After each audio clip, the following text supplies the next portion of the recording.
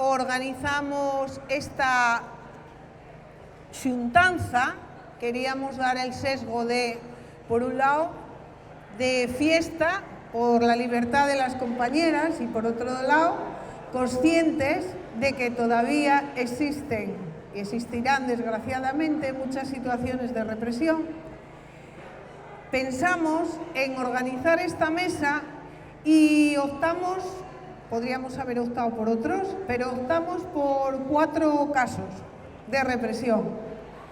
2 casos de represión antifascista, que sería el caso de los 6 de Zaragoza, que nos acompaña el compañero Javichu, uno de los condenados por los 6 de Zaragoza, un militante antifascista y una persona que estuvo donde nunca debería haber estado, como nuestras compañeras de la Suiza, en la cárcel.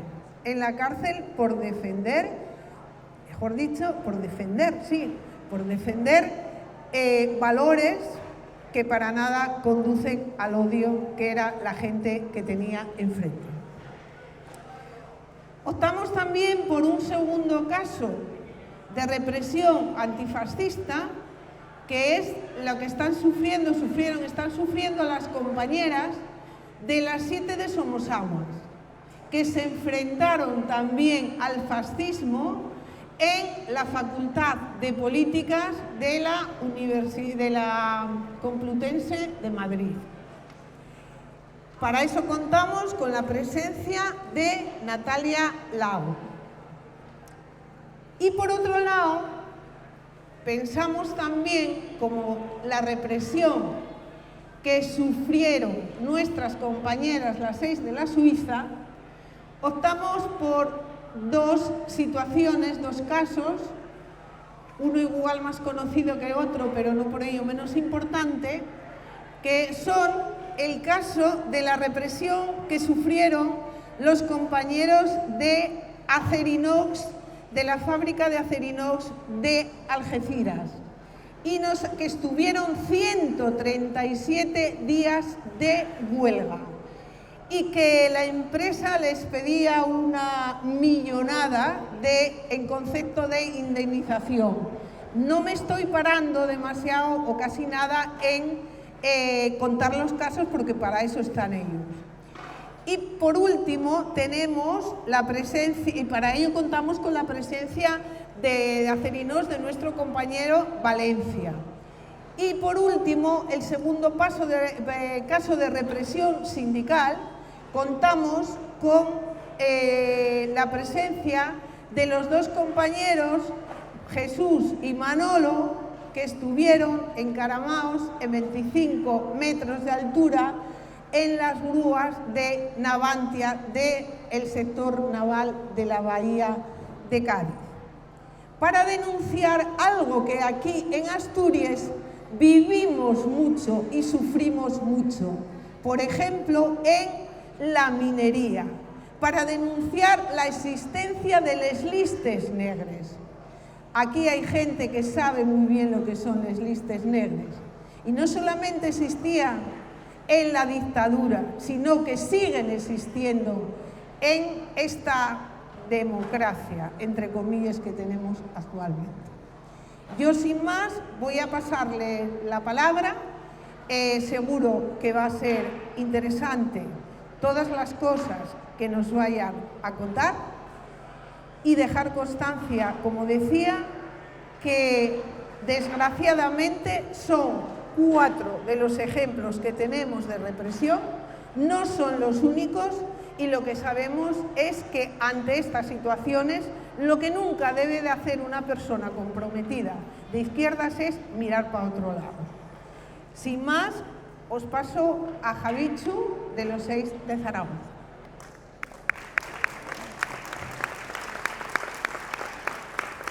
Bueno, pues muchas gracias por permitirme estar aquí y poder contar mi experiencia. Lo mío va a ser muy complicado de poder resumir en 15 minutos porque son 6 años de proceso judicial, pero lo voy a intentar lo mejor que pueda.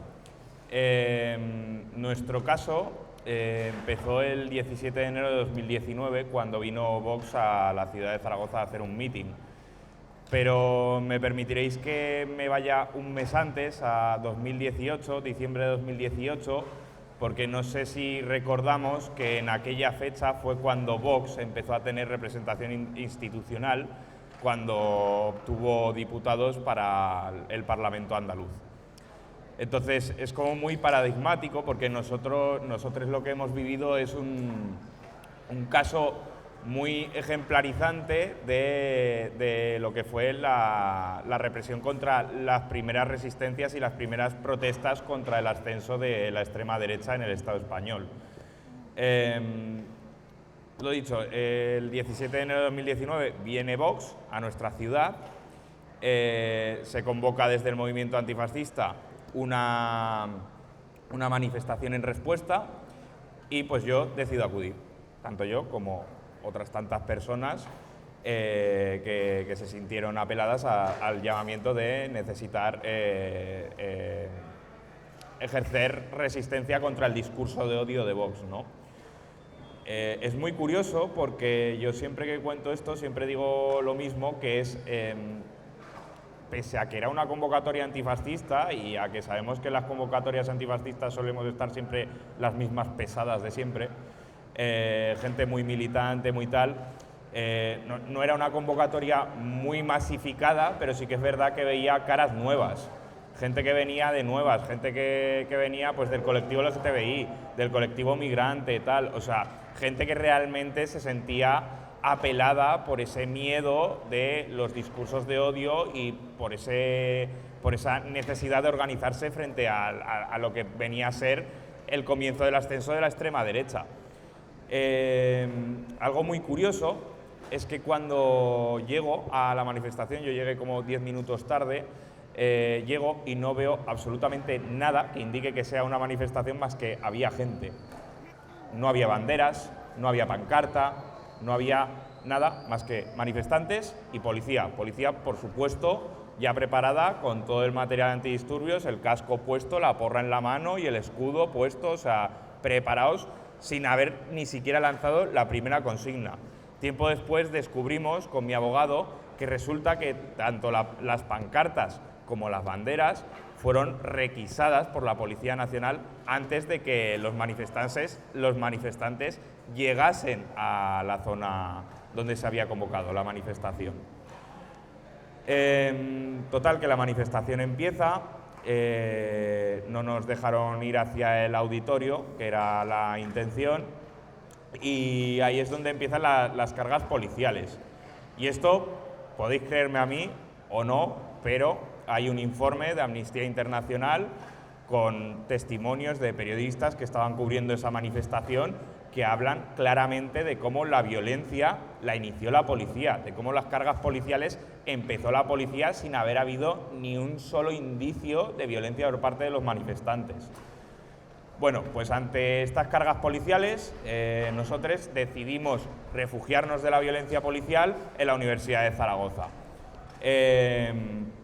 Ahí es donde empiezan todos los disturbios, los lanzamientos de piedra, la quema de contenedores y tal, de la que se nos acusa. Yo cuando veo esto, yo directamente cuando fui a la manifestación, además es que se lo dije a un amigo mío que además testificó en el juicio, porque yo le dije directamente, bueno, yo espero que no se líe, porque no me gustaría que Vox tuviese la foto y la noticia de periódico que quieren tener, que es precisamente presentarse como víctimas de una persecución antifascista contra ellos. O sea, no somos nosotros los que estamos defendiendo la libertad de expresión, sino que en su mente son ellos los que tienen que tener libertad de verter odio a los colectivos más vulnerables, ¿no? Entonces yo cuando vi todo esto, cogí a mi amigo y le dije, yo me voy a ir, me voy a tomar un café con leche en un bar de aquí, cercano, y me olvido de esto. Las puertas de la Universidad de Zaragoza estaban todas rodeadas por controles de antidisturbios. Tuvimos que saltar por una verja para poder salir de la Universidad de Zaragoza. Total, saltamos por la verja, salimos de la universidad, yo me quedo en un bar cercano que se llama El Esportivo. y yo me pido el café con leche. Mi amigo se fue que había quedado con una amiga en Plaza España, y pasaron como 15, 30 minutos y de repente entra la policía. El bar estaba a rebosar de gente, petado de gente. Y pues total, entra la policía hasta el fondo, a empujones, se llevaron a 3 chavales. Yo no sé si, bueno, hice algo que no hay que hacer nunca con la policía, que es entablar contacto visual. Entablé contacto visual, me vio pintas de perro flauta o de rojo, no sé, y me dijo, bueno, pues tú te vienes con nosotros. Yo en ese momento le pregunté, le dije, bueno, ¿qué he hecho? ¿Cuál es el delito que usted me está imputando para detenerme? Me dice, no, tú estabas en la manifestación. Y yo, ya, pero es que manifestarse no es delito. Bueno, pues aquí es donde empieza la detención. Durante la detención se vivieron cosas muy feas. Obviamente nos comimos unos cuantos porrazos. Pero algo que me llamó mucho la atención es que en un momento determinado uno de los 6 de Zaragoza es de origen ruso y él no tiene la nacionalidad española, entonces no tiene DNI sino que tiene NIE. Claro, nos pidieron la documentación, coge el policía, ve que es un NIE y dice, hostias, ¿y tú de qué país vienes? Le dice, pues yo de Rusia. Y dice, ¿qué pasa? ¿Que no tienes suficientes guerras en tu país que tienes que venir aquí a dar por culo, no? O sea, ya directamente con estas formas y esta... quiero decir que no solo el hecho de estar deteniéndonos a nosotros habla de la connivencia de la policía y las fuerzas y cuerpos de seguridad del Estado con la extrema derecha, sino que la propia actitud en la detención y las posteriores actitudes que ha tenido la policía con nuestro caso, obviamente hablan muy mal sobre la relación entre extrema derecha y cuerpos policiales. Estuvimos 25 horas en el calabozo, a mí no me dejaron llamar a mi madre.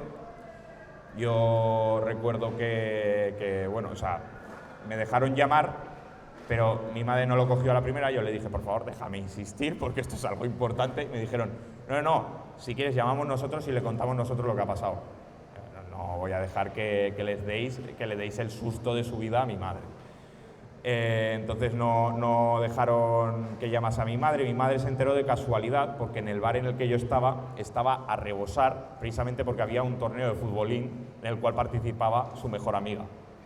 Y su mejor amiga vio mi detención en directo, llamó a mi madre y le dijo, siéntate, que están deteniendo a tu hijo. Pues esto pasó el 17 de enero de 2019, hasta finales de 2020, pandemia por medio y todo, no tuvimos el juicio. Y en el juicio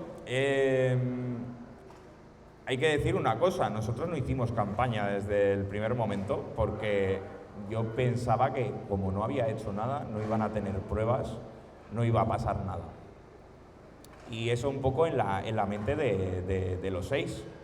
Los 6 pensábamos que no nos iba a pasar nada. Éramos inocentes. ¿Qué pruebas iban a tener para condenarnos?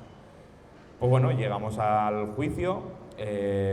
Lo primero que recuerdo del juicio es cuando nos estábamos sentando en la bancada de acusados y antes de cerrar la puerta de la sala coge uno de los policías y dice, bueno, pues a ver cuánta pasta le sacamos a estos antifascistas. En ese palo iban. Luego aún encima, pues imaginad lo que es la rabia de ir ver pasando policía tras policía diciendo directamente mentiras. Mentiras del palo. Yo en la manifestación llevaba el pelo largo, una melena hasta el culo. Pues uno de los policías coge al juez y le pregunta, bueno, pero de los que estaban lanzando piedras, ¿alguno de los que estaba lanzando piedras está sentado aquí en la banca de los acusados? ¿Podría usted señalarlo? Y coge, se gira, me mira y dice, claramente este. Dice mi abogado, ¿vale? ¿Por qué reconoció usted a mi representado? Y dice, no, es que claramente llevaba una vistosa cresta amarilla. Le dijo mi abogado, perdone, ¿puede repetir eso? Sí, una vistosa cresta amarilla. Bueno. Pues igual que esto, con las vestimentas que llevábamos, tal, diciendo uno de los policías que nos había visto detrás de un contenedor, que era en plan, una de las abogadas le dijo directamente, pero ¿usted qué tiene? ¿Rayos X o cómo va esto? Cosas súper absurdas, ¿no?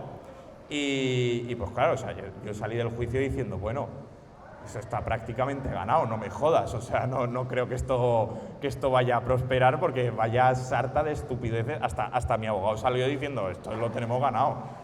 Y de repente coge y llega la sentencia, y en la sentencia coge y dice, bueno, el propio juez, la sentencia, lo pone en la sentencia, bueno, es normal que haya contradicciones en las palabras de la policía porque esto pasó hace 2 años.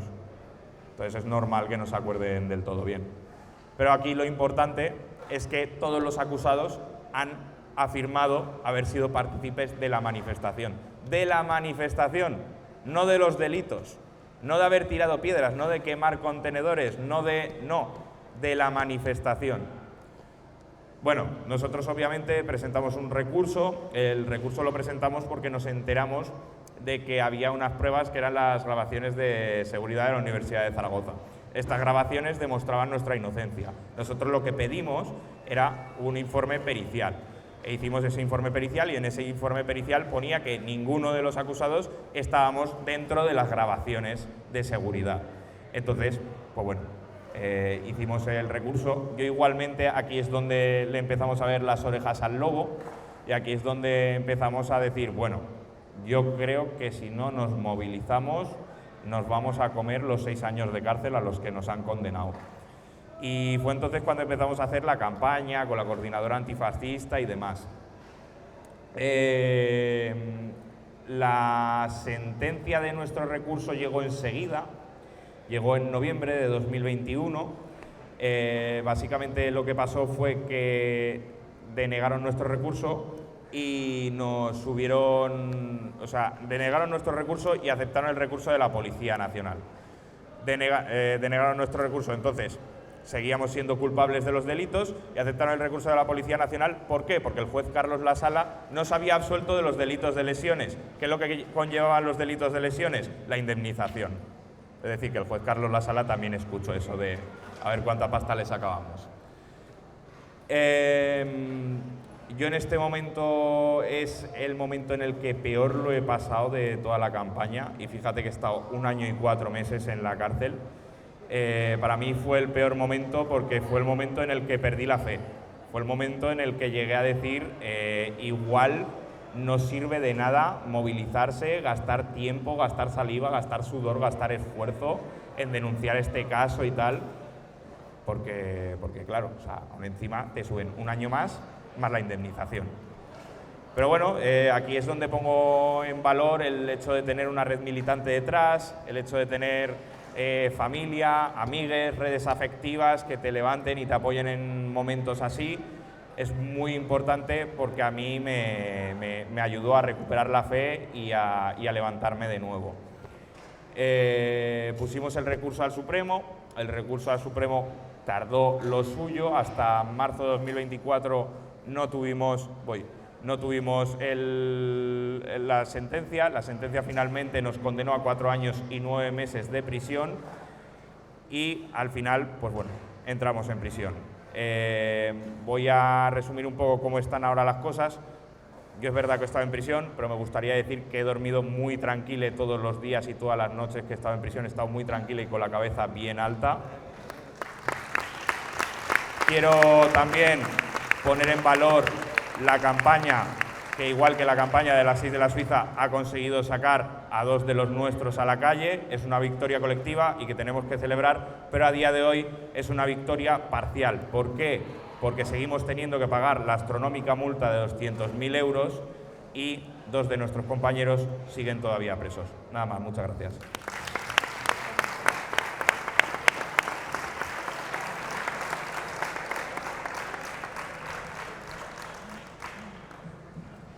Bueno, hola a todos, yo soy Nat, como decía Herminia, soy parte de las 7 de Somos Aguas, soy militante de la agrupación juvenil Contracorriente y nada, antes que nada yo quería agradecer mucho la invitación a formar parte de esta jornada, la invitación de las compañeras de las 6 de la Suiza, y quería reivindicar mucho la jornada de hoy, primero por celebrar el indulto de las 6 de la Suiza, pero sobre todo por reivindicar, que es algo que está muy presente a lo largo de toda la jornada, que es un indulto que ha sido gracias a la solidaridad, que ha sido gracias a la lucha y que hay mucho todavía por lo que seguir luchando, ¿no? Para nosotras, además, para las 7 Somos Aguas, es un enorme orgullo poder formar parte de esta mesa de luchadores como Javichu, como Jesús, como Manuel, como Valencia, que son luchadores que enfrentan la represión, que enfrentan la explotación de la patronal, la represión del gobierno, la represión de la patronal, y para nosotras es un enorme honor poder compartir mesa con vosotros. Nada, yo cuento rápidamente nuestro caso. Bueno, el día 13 de febrero de 2025 viene Espinosa de los Monteros, exdiputado de Vox, a la Facultad de Ciencias Políticas del campus de Somosaguas, de la Universidad Complutense. Venía a dar una charla, venía a traer su propaganda racista, machista, transfoba y todo lo demás, escoltado por neonazis vinculados a Desocupa y escoltado por varias decenas de pijos de la Asociación Libertad Sin Ira, que era la asociación estudiantil ultraderechista que organizaba esa charla, y era un momento en el que la ultraderecha estaba muy envalentonada. Trump acababa de entrar a la Casa Blanca, incluso en Madrid se celebraba un congreso internacional de la ultraderecha que acogía a Vox. Bueno, y en ese momento, evidentemente, Espinosa de los Monteros no se podía imaginar que cientos y cientos de estudiantes íbamos a vaciar las aulas, íbamos a parar las clases y que junto con nuestros profesores nos íbamos a concentrar en el hall en rechazo a todo esto, porque ni de puta coña iban a entrar sus discursos de odio a nuestras facultades y no íbamos a normalizar todo eso.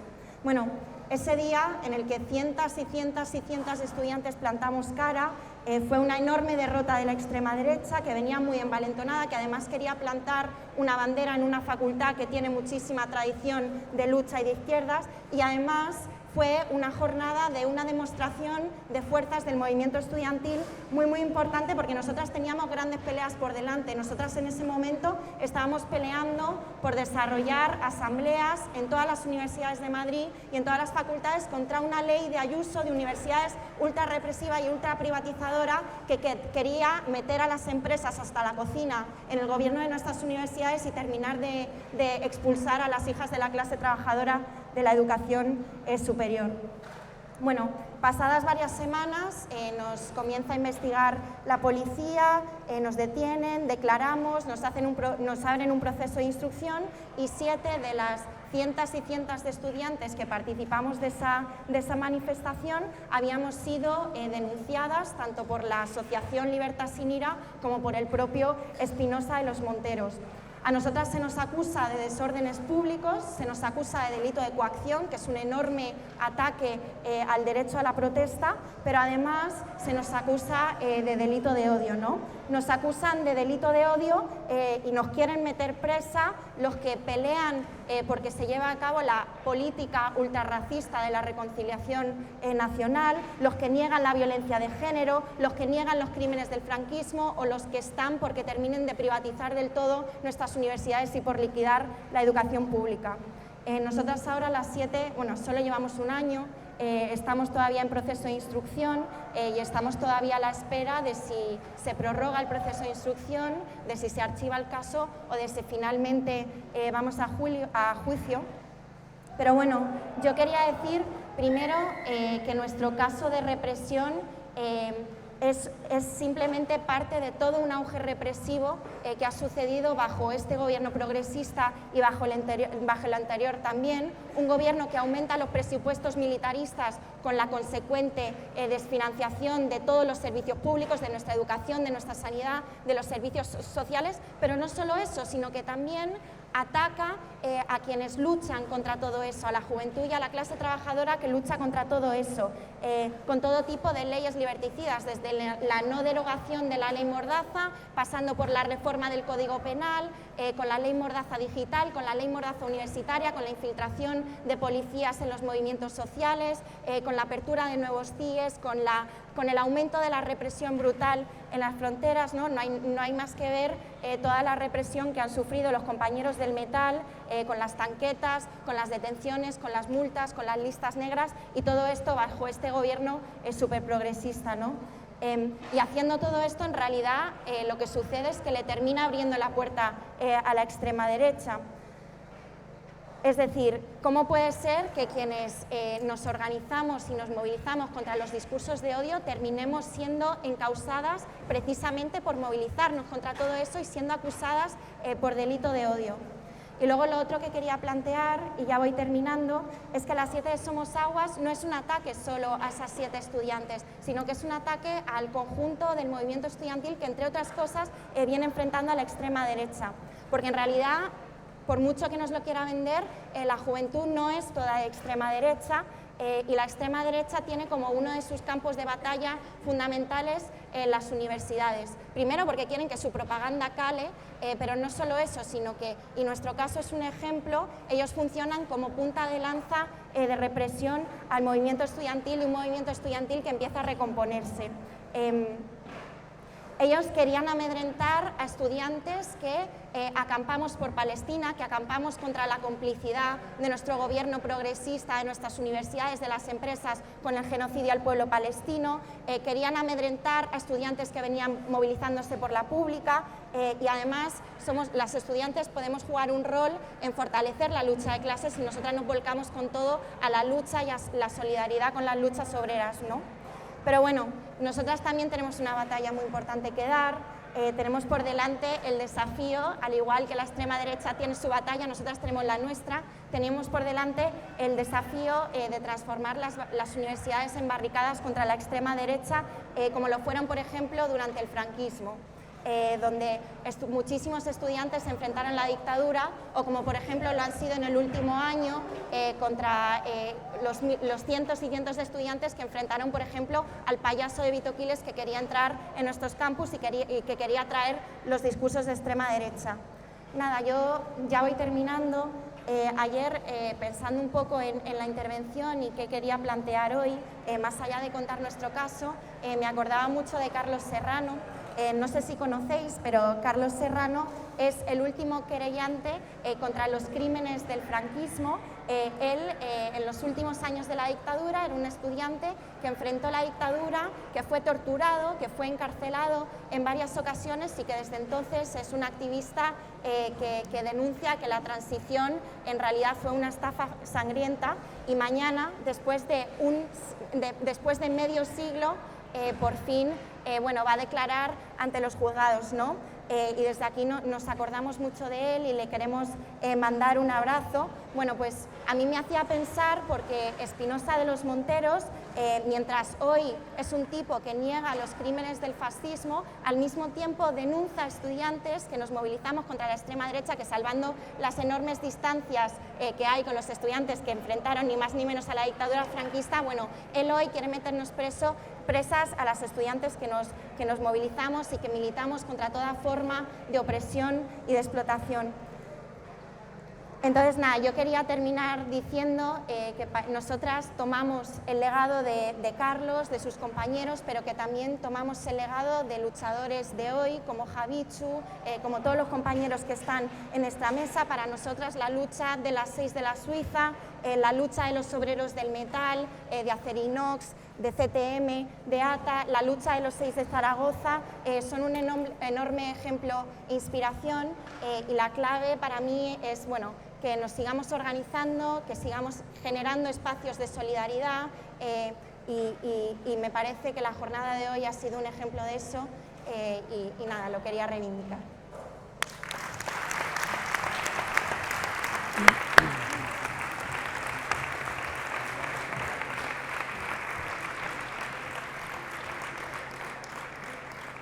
Bueno, buenas tardes. Me llamo José Antonio Valencia, como ha dicho la compañera Arminia. Vengo de un sindicato de trabajadores y trabajadoras de la bahía de Algeciras, en una empresa, una multinacional. en la cual nos presentamos hace unos años como sindicato independiente y al cual pertenezco junto con mis compañeros. Y bueno, vengo un poco a contar la historia de la represión que sufrimos durante la huelga del 2024, huelga que convocó el sindicato ATA principalmente y después que se unieron los demás sindicatos que están dentro del comité de empresa de la factoría de Palmones, que hay en Algeciras. Y bueno, nuestra historia es larga también, como dicen los compañeros. Primero, también me gustaría decirle a las compañeras de las 6 de la Suiza, antes de contar un poco la historia, es que nos alegramos mucho desde el sindicato ATA. Hemos llevado vuestras camisetas en todas las manifestaciones, en todas las concentraciones, nuestros cascos, como la llevaban Manolo y Jesús, en la pegatina de las 6 de la Suiza, porque pensamos, al igual que lo de los compañeros, que es un ataque a la libertad, ¿no?, de todos y todas, ¿no? Y nos alegramos mucho por vosotros, por vuestra familia, porque muchas veces no hablamos tampoco de las familias de los represaliados, pero son nuestros padres, nuestras mujeres, nuestros hijos, los que sufren en silencio esa represión y que ellos no viven directamente como nosotros, pero que duele mucho, ¿no? Decirle a los dos compañeros, son jóvenes y podían ser mi hijo, tengo hijos de su edad, y el orgullo es nuestro de estar con vosotros aquí y de saber que hay gente joven que no se queda en su casa en el sofá jugando a una play y que lucha por sus derechos y en contra de que los tengan callados o políticos o la policía, y que salgan a la calle a protestar, como hemos hecho nosotros cuando éramos más jóvenes, como seguimos haciéndolo, luchando por nuestros derechos laborales. El orgullo es para nosotros y de verdad que nos alegramos mucho de que haya gente joven que tenga ganas de luchar y que tenga ganas de cortar lo que viene, que no es poco, que es cortarnos la libertad de manifestarnos y de luchar por derechos laborales o por derechos estudiantiles o por cualquier otro derecho, el derecho a una vivienda, ¿no? Y bueno, hablando del tema de la huelga nuestra, en 2024 comenzamos una huelga muy dura, de las que, como hablando anoche con el amigo Cándido, de las de antes, ¿no?, de las que te hacían estar muchos días en la calle sin cobrar dinero, pasándolo mal, pero bueno, defendiendo unos derechos, y la huelga comienza con una negociación de un convenio que, como tantas empresas, la empresa quiere recortar derechos a los trabajadores y el sindicato ATA pues dijo que hasta allí habíamos llegado, ¿no?, que teníamos que hacer algo para defender nuestros derechos. Principalmente convocamos la huelga, como he dicho antes, y después se unieron, después de unas votaciones de toda la plantilla apoyando esa huelga, pues se unieron los demás sindicatos. En esta huelga pues hubo un poco de todo, ¿no? Desde manifestaciones, cortes de carretera, para hacerla visible, porque estábamos estamos en un pueblecito pequeño, donde está ubicada la fábrica, y había que hacerse notar, ¿no?, para que supiera todo el mundo de que estábamos en huelga, intentar solucionar lo antes posible el conflicto, ¿no? Pero se alargó, seguíamos dando visibilidad, en los cortes de carretera empezaron las represiones, hubo 4 detenciones de 4 compañeros de un mismo sindicato, el sindicato independiente ATA. Nos detuvieron. Nos llevaron a un cuartel de la Guardia Civil, nos tomaron declaración, estábamos imputados y nos hicieron un juicio rápido, de los que no sabemos cómo salen tan rápido como está la justicia, ¿no? Pero a la semana o así, o antes incluso, ya estábamos en un juzgado y juzgándonos un juez y una fiscal, ¿no? Se nos acusaba de un delito contra la seguridad vial por los cortes de carretera. A 4 sindicalistas del sindicato independiente, a pesar de que había más de 1000 personas cortando la carretera, ¿no? Y entre ellos nuestros compañeros de los demás sindicatos, entre ellos de UGT, de comisiones, de uso, pero sin embargo fuimos detenidos los 4 del sindicato ANA, ¿no?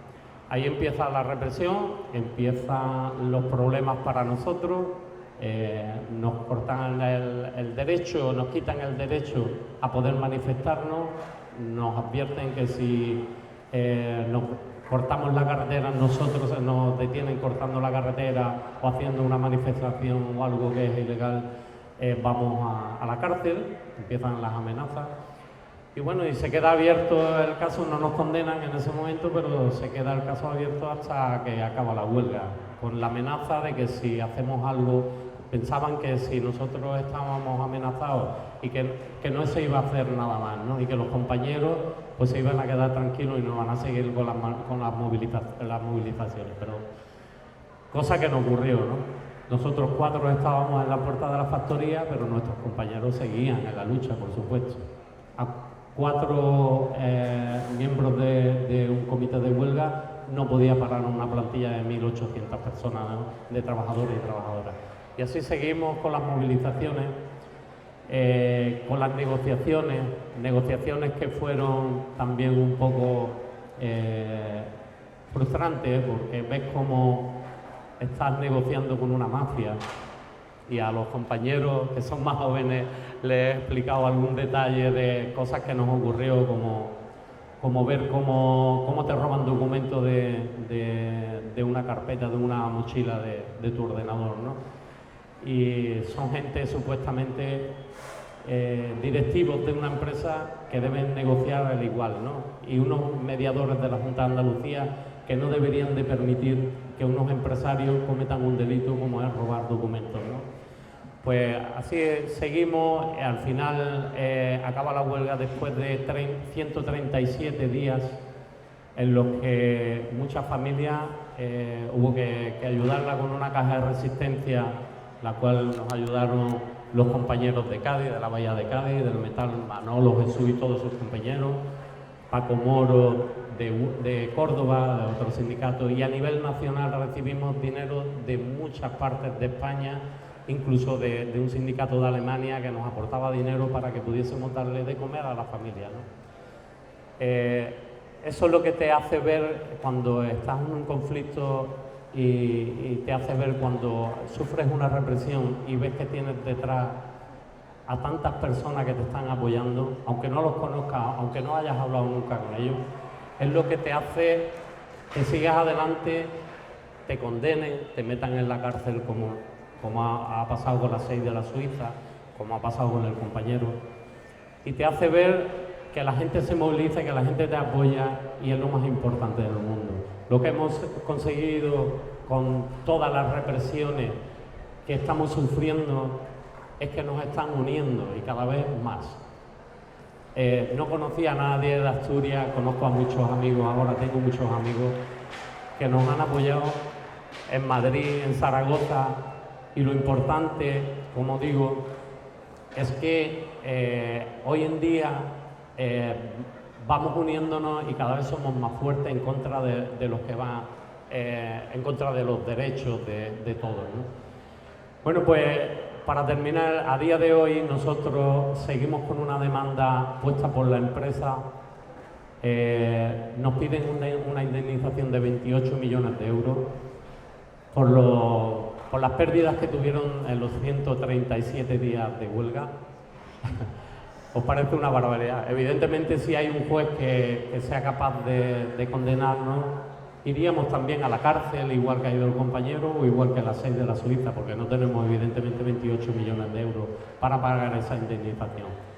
Cosa que no nos preocupa, porque como decíamos en la huelga y como le dijimos al juez en su día, cuando nos detuvieron, cuanto más represión tengamos, nos vaya a hacer unos mártires, más apoyo vamos a tener. Y eso ocurre. Cuanto más quieran encerrarnos, cuando más quieran taparnos la boca, más apoyo vamos a tener de más personas. A día de hoy, como he dicho, en septiembre tenemos el juicio. Parece ser la semana pasada que hubo una comunicación de la empresa con nosotros, con el sindicato ATA. La empresa nos comunicaba que parece que quieren negociar, porque nosotros también les tenemos puesta alguna que otra demanda de vulneración de derechos. Y ahí estamos esperando si la empresa quiere negociar de retirar las demandas y quedarnos tranquilos todos, o en septiembre pues nos veremos en una situación a esperar lo que decida un juez, ¿no? Quiero agradeceros a todos y sobre todo a las 6 de la Suiza, a Arminia y a todos sus compañeros que nos hayáis invitado para darle visibilidad a nuestra situación, igual que a la de los compañeros de la Bahía de Cádiz.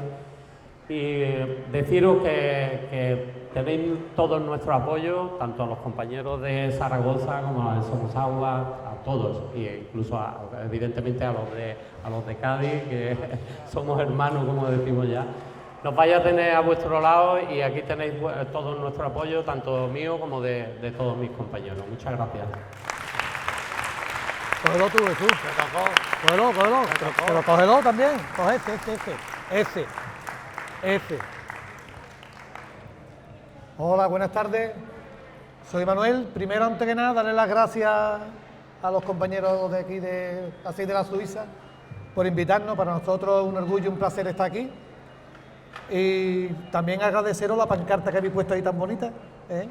Para nosotros es un honor que esta pancarta esté ahí puesta hoy. Y también, como ha dicho Valencia, agradecer también a los compañeros jóvenes aquí también que estén aquí, que estén luchando, que para nosotros es muy importante que ellos estén también luchando y organizando a la juventud. Pues nada, vamos a empezar.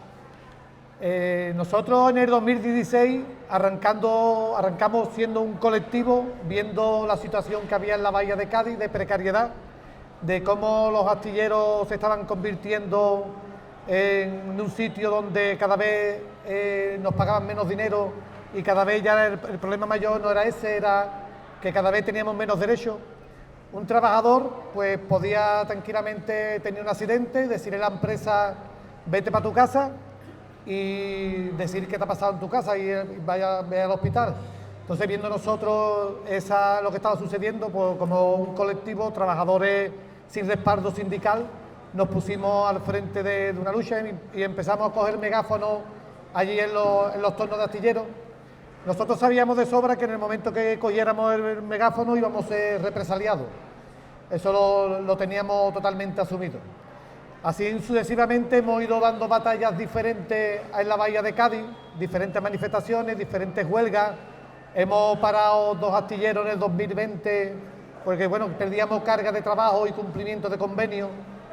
Y en esa ocasión fue la última vez que pudimos trabajar en la Bahía de Cádiz, en el 2020. Entramos en el 19 y nos despidieron en el 2020.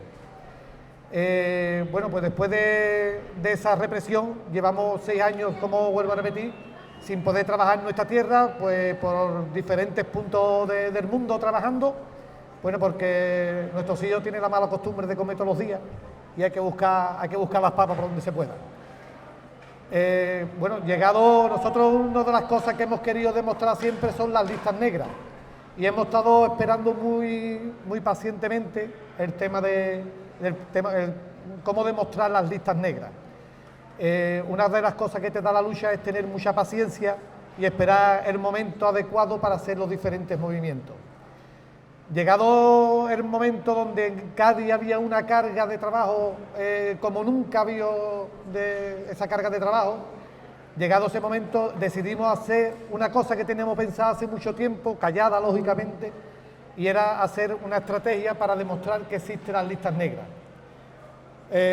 Llegando a Newcastle, a trabajar allí en Newcastle, empezamos a hacer vídeos diferentes, el cual pues demostrábamos las homologaciones que éramos capaces de hacer, demostrando después que en los tajos trabajábamos y cumplíamos perfectamente como 2 profesionales que somos de muchos años, con más de 30 años de experiencia. Sucesivamente íbamos haciendo vídeos diferentes desde el 8 de agosto y fuimos subiéndolo a nuestras redes. Una vez terminado allí trabajar en Newcastle, pues volvimos a nuestra tierra y ya teníamos pensado todos los pasos. Paso es, como dicen comisiones obreras, UGT, los políticos, que tenemos que hacer para que volver a poder trabajar en nuestra tierra. Pues empezamos a recoger firmas por las calles, intentamos que nos recibieran los diferentes alcaldes de la Bahía de Cádiz, conseguimos que nos recibiera el del PP del Ayuntamiento de Cádiz, curiosamente, conseguimos la alcaldesa de Puerto Real, que es de Izquierda Unida, nos recibió, curiosamente la de San Fernando, que es del PSOE, Partido Socialista Obrero Español, curiosamente no nos recibió, y todavía no nos ha recibido. Hicimos asambleas en las calles, haciendo todos los puntos que teníamos nosotros pensado que había que hacer para que poder conseguir ese puesto de trabajo que nos dicen ellos. No daba su efecto, pues cogimos y nos acampamos una semana entera, día y noche, nos acampamos una semana entera en los astilleros de allí de San Fernando, en Navantia. Estuvimos una semana allí acampados. No vino el comité de empresa en ningún momento a decirnos, compañeros, hace falta una botita de agua, por lo menos. Lógicamente, si hay un conflicto laboral en la puerta de tu astillero, lo más lógico es que tú vengas a preguntar, ¿no? Que venga de oficio un sindicalista a preguntar qué es lo que sucede, a ver qué podemos solucionar.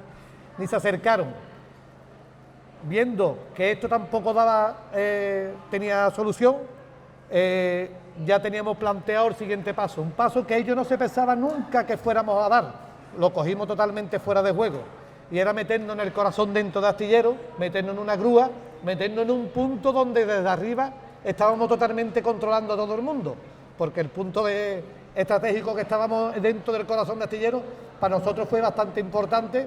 Aparte, todos los trabajadores que estaban allí, el primer día que montamos la pancarta no nos vieron porque lógicamente no habíamos dicho nada, pero en el momento que se enteraron los trabajadores, que estábamos los dos subidos ahí arriba, desplegando con esa pancarta, pues los trabajadores del tirón empezamos a recibir nosotros el apoyo de los compañeros, que sí hay que decir una cosa, ese apoyo lo tenemos los dos compañeros de la CTM, porque hemos hecho durante 10 años, hemos hecho una labor sindical muy fuerte. Bueno, nosotros ahora mismo estamos en exclusión social, no tenemos trabajo y estamos ahora mismo, yo cobrando 480 euros de una paga mayor de 52 años y eso está cobrando 0 euros, que nosotros estamos dando totalmente la vida en este tema. Deciros de que los compañeros nos apoyaban porque no había dos sindicalistas, había dos trabajadores. Lo que quiero decir es que si hay dos de comisiones obreras, dos de UGT y arriba, los trabajadores a lo mejor echan hasta más horas. Pero como éramos nosotros, el respaldo que teníamos era total, el respaldo. ¿Tú quieres decir un poquito más? Bueno, subido de ahí arriba y controlando las situaciones que teníamos, llegamos a un momento en que recibimos una oferta de trabajo, pero una oferta de trabajo que nos estaba llevando a Burgos. Nosotros lo que queremos es trabajar en nuestra tierra. Para ir a Burgos nos podemos ir nosotros, para ir a Newcastle nos podemos ir nosotros. Y nos quería mandar bastante lejos. Bueno, nosotros lo teníamos bastante claro, de que la oferta de trabajo tiene que ser para trabajar en nuestra tierra. Era también lamentable porque uno de los problemas que tenía tanto el PSOE como Comisión Obrera, como UGT, como Izquierda Unida, que hay que decirlo así, el problema era que si conseguíamos ese puesto de trabajo no bajáramos diciendo de que hemos ganado. El problema de ellos, el mayor problema era ese. ¿Por qué? Porque dábamos esperanza a los trabajadores. Demostrar a los trabajadores que haciendo acciones como la que hicimos tiene consecuencias buenas para nosotros, ese era el mayor problema que tenían ellos. Nosotros dentro de las cosas que nos iban llegando, nosotros lo que teníamos claro eran dos cosas. Una, que si bajábamos íbamos a decir que íbamos ganado. Eso lo teníamos claro. Y dos, que si bajamos y te conseguimos un puesto de trabajo aquí en la Bahía de Cádiz, dentro de nuestra tierra, íbamos a seguir organizando a los trabajadores, porque lo que querían ellos es que si nos daban el puesto de trabajo, bajáramos de la grúa y como en una noche de niebla, desapareciéramos de momento. Cuando los compañeros están apoyándonos constantemente, ¿cómo vamos nosotros a quitarnos de en medio? Y otra cosa, que nosotros íbamos a seguir con nuestras ideas de sindical, que nosotros íbamos a seguir peleando.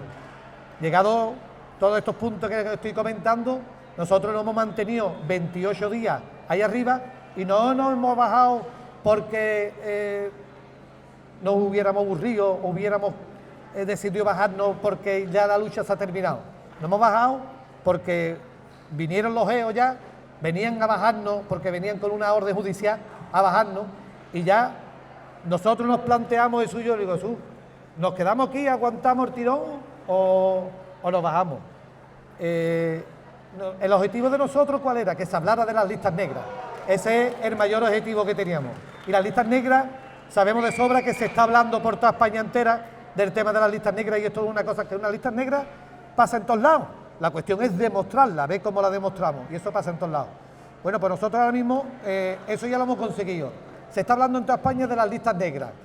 Ahora nosotros hemos denunciado, primero a la Inspección de Trabajo hemos denunciado sobre el tema de las listas negras, que lo teníamos denunciado antes, pero en el momento que nos hemos subido, la Inspección de Trabajo automáticamente se ha puesto carta en el asunto, y la Inspección de Trabajo lo que nosotros hemos cogido a nuestro gabinete jurídico y le hemos dicho que le dé prácticamente a la Inspección de Trabajo el trabajo hecho, porque la Inspección de Trabajo automáticamente va a querer sacar cualquier cosita, el cual desvincularse de dictaminar que hay listas negras en un astillero como Levante, un astillero público, y nosotros lo que le hemos dicho a nuestro gabinete jurídico, que hiciera un trabajo en el cual hay mucha jurisprudencia que demuestra que hay listas negras, pero no hay un documento que la empresa tenga, que esto es lo que pedía la Inspección de Trabajo, un documento que dijera, Periquito de los Palotes está en una lista negra, y este documento que nosotros se lo lleváramos.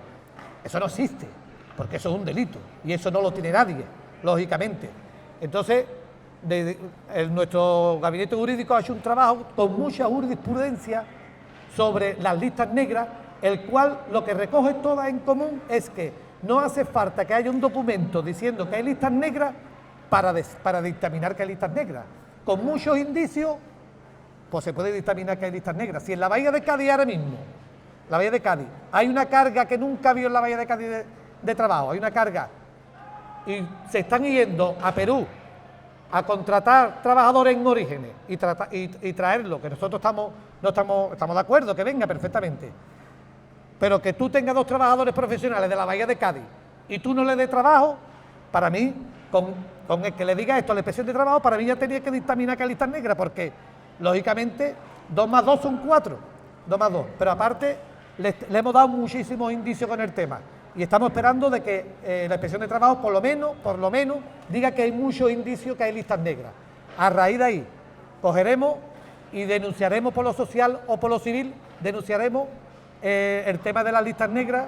También hemos conseguido que lleven al gobierno una PL, una propuesta de ley por el tema de las listas negras, también hemos conseguido. Bueno, pues el trabajo que hemos hecho ahí arriba ha valido bastante, y una de las cosas para nosotros mejor es que cuando hemos bajado hemos visto la conciencia que hemos levantado. Hemos ido fuimos un día a la universidad y hemos visto a la juventud cómo nos pedían que explicáramos el tema de las listas negras, cómo quieren organizarse a partir de esto, y para nosotros es un orgullo el haber estado ahí arriba, el haber dado esa pelea, el haber conseguido levantar un poquito de conciencia, que no hace falta mucha, levantar esa conciencia que no hace falta, reconocernos como clase obrera y luchar en esta línea. Pues yo con esto, si Jesús quiere sumar algo más. Bueno, yo ya que estoy aquí voy a decir algo.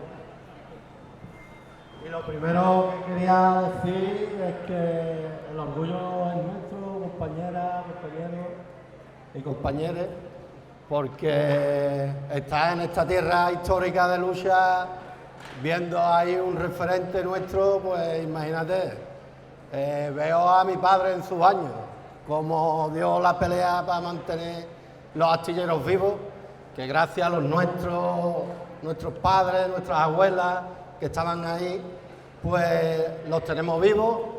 Aquí ha sucedido algo diferente, pero en Cádiz daros cuenta que ya desde los tiempos fenicios estábamos construyendo buques y sabemos mucho de lo que es la pelea. No solo hemos heredado los apellidos, sino también esas luchas.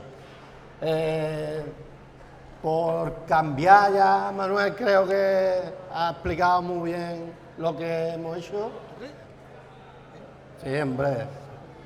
Y deciros que para mí lo mejor que hemos visto y hemos sentido desde ahí arriba es retroceder en el tiempo, porque nos quitaron el internet, nos quitaron el teléfono, simplemente uno para comunicarnos, y lo peor que hicieron, nos dieron mucho tiempo para pensar, y además para pensar desde un punto que no nos podían someter, porque incluso la escalera de gato para acceder la chafamos con cadena y ahí no entró nadie, excepto los sanitarios que por protocolo lo dejamos entrar.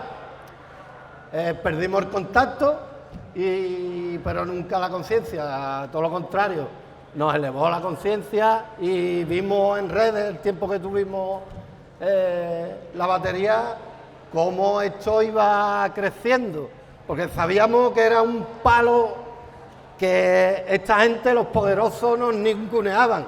Íbamos con las buenas formas, recogiendo firmas, como ha explicado Manolo, yendo a las plazas de cada ayuntamiento a explicarle a la ciudadanía lo que había. Pero eso no vale, compañeras y compañeros.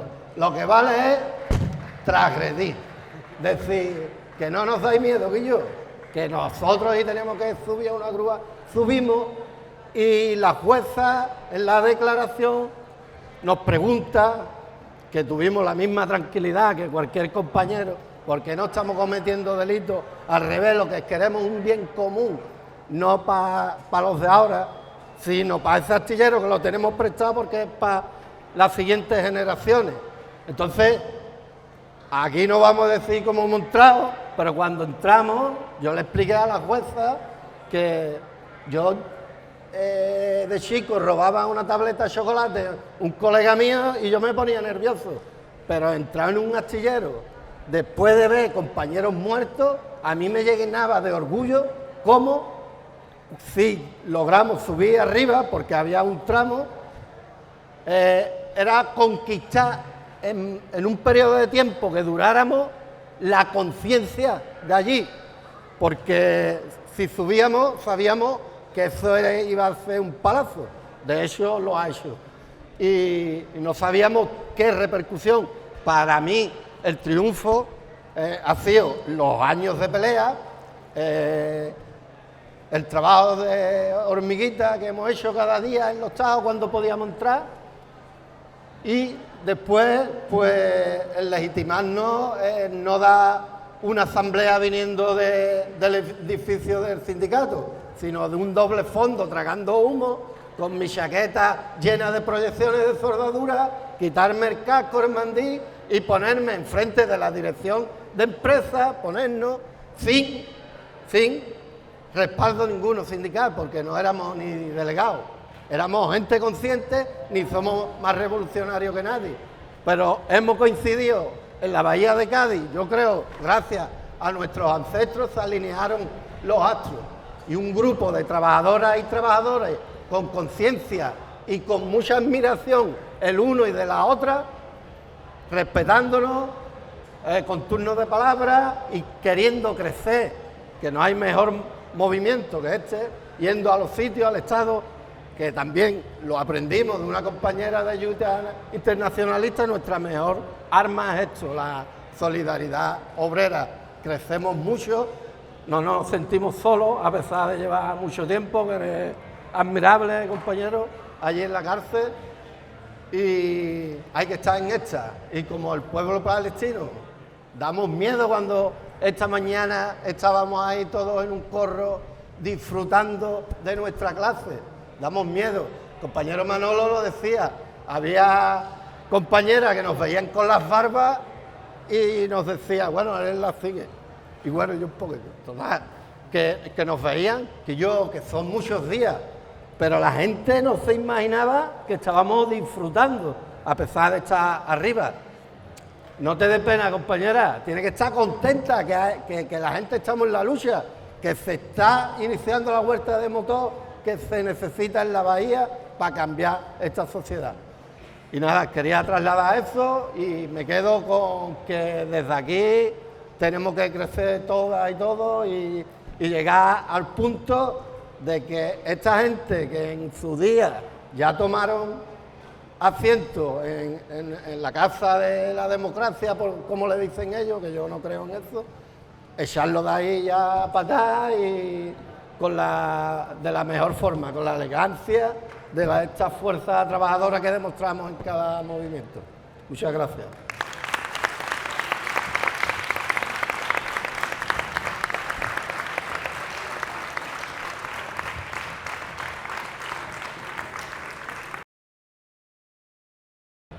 Muy interesante. Muchas gracias, compañeros y compañeras.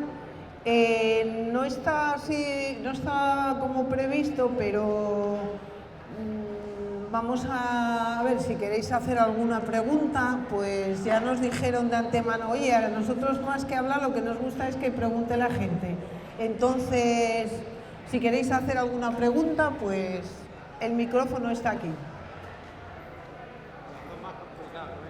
¿Eh? O no, pásalo para ahí, lo podemos pasar para ahí. ¿Alguna preguntina? Bueno, al final fuimos además súper puntuales con el tiempo y demás. Vamos aprendiendo. Bueno, la verdad es que las expectativas que teníamos desde el grupo de Sofitu sobre esta mesa antirrepresión, pues fueron cumplidas, pero vamos, con creces. Quizás cada uno, cada una va a sacar su conclusión, pero a mí me gustaría decir que hay unas cosas, unos nexos en común de todo lo que se acaba de decir, que es que nosotros como clase obrera, como clase trabajadora, la unidad hace la fuerza, la solidaridad es nuestra arma, la solidaridad nadie nos la puede quitar, es una cosa nuestra, de nuestra clase. Está claro, cada uno de los compañeros y la compañera repitieron, como no puede ser de otra manera, y también lo vivimos desde el grupo de las 6 de la Suiza, la importancia, la necesidad de esa solidaridad que es la que hace que sigamos hacia adelante con más fuerza si cabe cada día.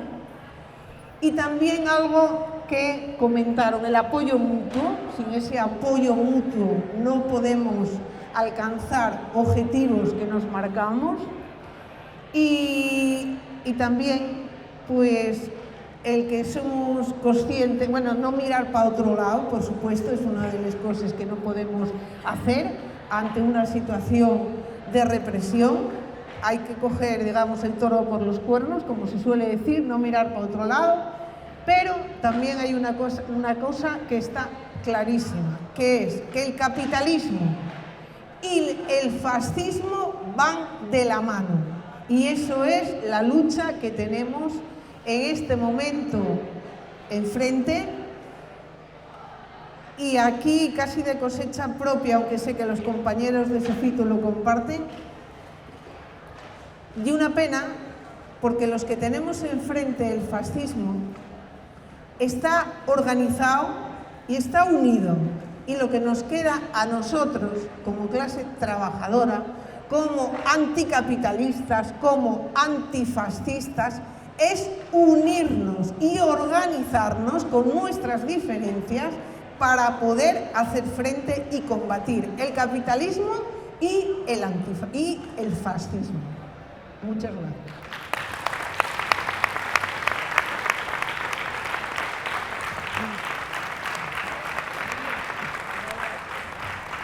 Perdón, oye, a ver, y ahora, pues que... ¿Dices eso tú? Sí, van a hablar ellos, o díselo tú. Mirad, a ver, ahora no teníamos pensado, bueno, teníamos pensado, al principio iba a ser la mesa, pero surgieron una petición de palabras, de unos casos de represión que a los que vamos a dar paso 5 minutinos. Aquí tenemos con nosotros a Jorge, que es un profesor de Zaragoza, y que junto con otros compañeros están denunciados por Abascal. Y él os va a contar el tema. Bueno, lo primero, muchísimas gracias, voy muy rápido y tengo una gran impresión de la jornada de hoy, primero de esta suerte de mesa que tengo, que me habéis invitado, de las compañeras de las 6 de la Suiza, gracias a toda la organización, las compas de las 6 de Zaragoza, del Metal de Cádiz también, y como contaba la compañera, este es el caso de los profes de Zaragoza que nos denuncia Abascal por delito de odio y amenazas, nada menos que por un juego en unas fiestas populares que denunciaba estas ideas de odio de la extrema derecha internacional. Por un juego de dardos que sale Trump, Netanyahu, Abascal, etc. Esta gente decide pintarse como las víctimas de delitos de odio y de amenazas. Es decir, no me repito, pero quienes apoyan un genocidio al pueblo palestino, quienes hacen carrera del discurso de odio racista, quienes el otro día nos decían a la diversidad sexual que teníamos que volver a la lista de enfermedades mentales como un diputado en Murcia, dicen que son las víctimas del odio y tratan de denunciarnos, y esto no es solo a 2 profes en Zaragoza, activistas en lucha por la educación pública, miembros de CGT y de la CRT también. Esto es un aviso, como ya dieron en Zaragoza con el caso de las 6 de Zaragoza, a todo aquella que discuta, denuncie sus ideas de odio y hasta intente hacer uso de la libertad de expresión.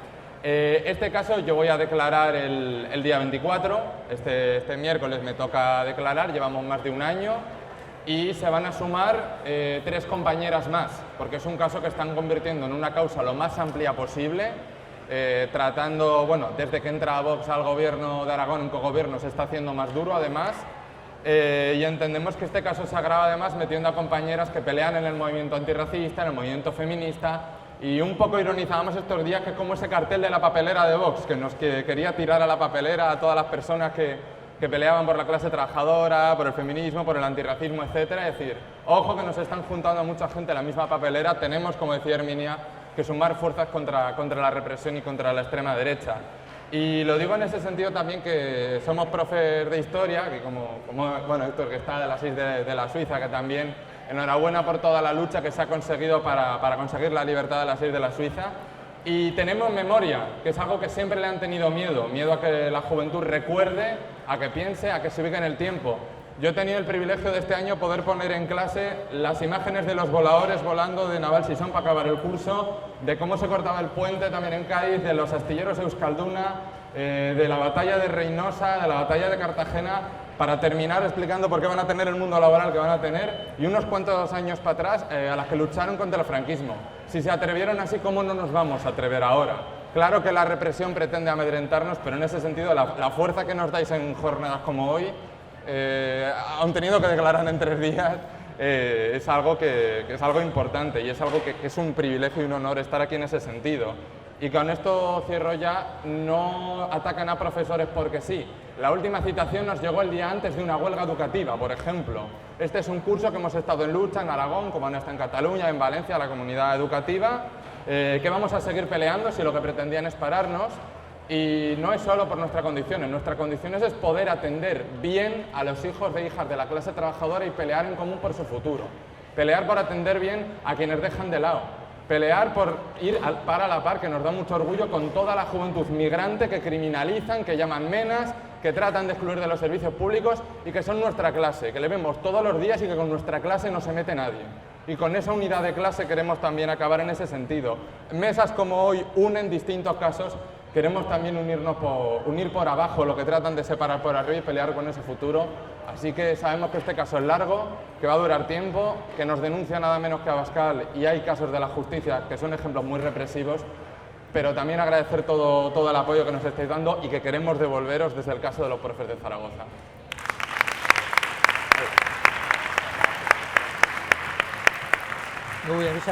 Tenemos, 2 intervenciones más.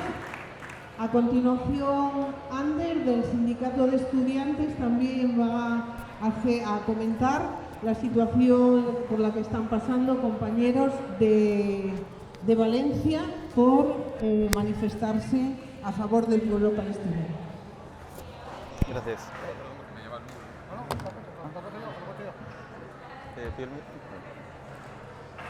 Bueno, como ya dijo Herminia, soy Ander del Sindicato de Estudiantes y de Izquierda Revolucionaria, ¿no? Estamos en un momento, ¿no?, caracterizado por una represión brutal, ¿no?, hacia la izquierda militante, ¿no?, hacia el movimiento obrero, hacia el movimiento estudiantil, ¿no? Esto se ve en el caso de las 7 de Somosaguas, ¿no?, en el que también, por ejemplo, ¿no?, formamos parte con nuestra secretaria general y otros 2 compañeros, ¿no?, también siendo encausados, pero se ve también, ¿no?, en movimientos que han sido no tan grandes, ¿no?, como por ejemplo el 15 de octubre, ¿no?, del año pasado, justo cuando fue la huelga general por el pueblo palestino, ¿no?, donde en una movilización enfrente, ¿no?, del estadio o de Palacio de Deportes Roig Arena, que se desarrollaba, ¿no?, la Euroliga de baloncesto con la participación de un equipo, ¿no?, financiado por Israel, ¿no?, el equipo Hapoel de Tel Aviv, en el cual nuestros compañeros, ¿no?, se enfrentaron a una represión brutal, ¿no?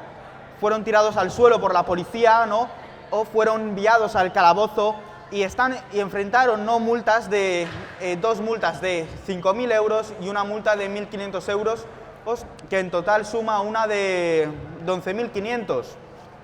Es una barbaridad, ¿no? Esto, al fin y al cabo, también es cierto que es culpa, ¿no?, de no haber derogado la ley Mordaza cuando se debería, de darle, ¿no?, un poder a la Policía Nacional, ¿no?, más grande del que debería de tener, y, ¿no?, de tener, ¿no?, esa chispa, ¿no?, revolucionaria, la cual, ¿no?, les molesta tanto a los capitalistas, ¿no?, a la burguesía y al aparato represivo del Estado.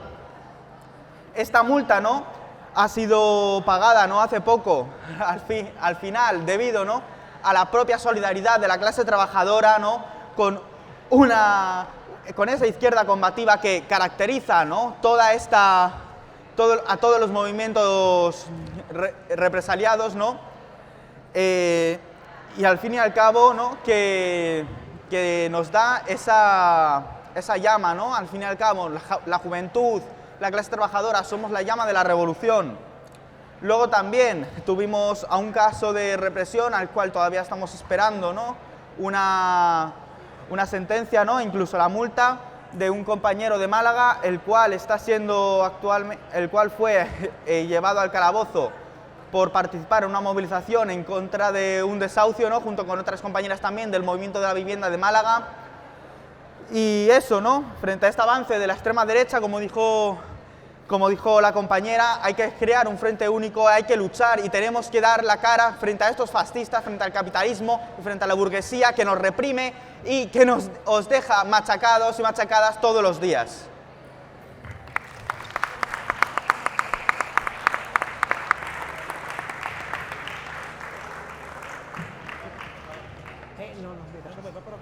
Siéntate aquí. No, siéntate ahí. Y ahora, por último, vamos a dar la palabra al compañero Mohamed de la Asociación Sáhara Libre. Una vergüenza que todavía sigue sobre las espaldas del Estado español la situación que están viviendo el pueblo saharaui. Y le damos la palabra a Mohamed, encantados de la vida. Muchísimas gracias a todos y a todas. Compañeras y compañeros, ante todo, gracias a la organización de la Juntanza Antirrepresiva por esta iniciativa. En el nombre de la comunidad saharaui residente aquí en Asturias y por la extensión del conjunto del pueblo saharaui, queremos agradecer la oportunidad de intervenir en esta jornada de solidaridad, memoria y defensa de los derechos humanos. Porque la lucha contra la represión no entiende de fronteras. Hablar hoy del Sáhara Occidental es hablar de una de las últimas colonias pendientes de descolonización del mundo. Es hablar de un pueblo que lleva más de 50 años esperando que se cumpla una legalidad internacional que todo invoca, pero que muy pocos están dispuestos a hacer respetar España, potencia administrativa del territorio según Naciones Unidas. Según Naciones Unidas, que España abandonó el Sáhara Occidental en el año 1975 sin culminar el proceso de descolonización. y dejando a su población a merced de una invasión. Desde entonces, gobiernos de distintos signos han preferido mirar hacia otro lado.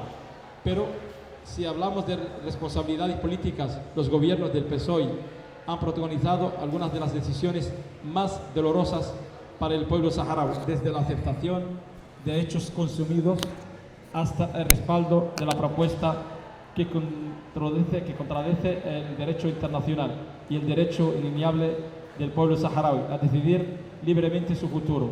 Mientras tanto, Naciones Unidas acumula resoluciones, declaraciones y promesas incumplidas décadas tras década. El referendo prometido sigue sin celebrarse y la impunidad continúa siendo la norma.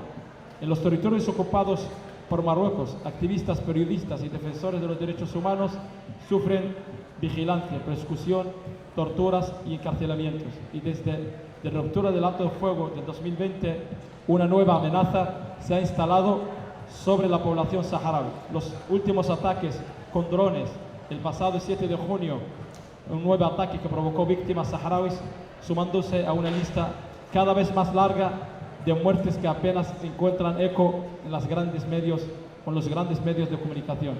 Ayer se conmemoró el Día Mundial de las Personas Refugiadas. Miles de saharauis siguen viviendo desde hace más de medio siglo en los campamentos de refugiados en el desierto del Ahmada. Hay saharauis que nacieron refugiados, cuyos padres fueron refugiados y cuyos hijos corren el riesgo de también heredar esta condición. Pocas injusticias se reflejan mejor el fracaso de la comunidad internacional. Por eso, cuando hablamos de la represión de los derechos humanos y de dignidad, el Sáhara Occidental también debe estar presente siempre, porque la solidaridad no puede tener fronteras, porque el silencio nunca ha protegido a las víctimas, porque un pueblo que lleva más de 50 años residiendo en el exilio, a la ocupación y al olvido, no pide privilegios, exige simplemente aquello que le pertenece por derecho: justicia, libertad y la posibilidad de decidir su propio destino. Muchas gracias por la oportunidad y ojalá que pueda ser un éxito nuestro encuentro hoy. Gracias.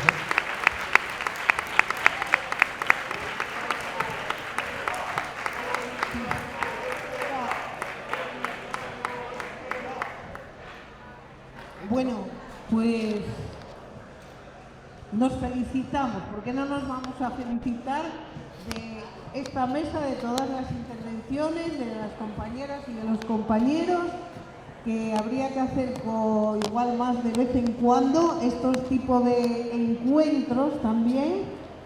Y nada, pues continuamos. Pili nos va a decir lo que va después.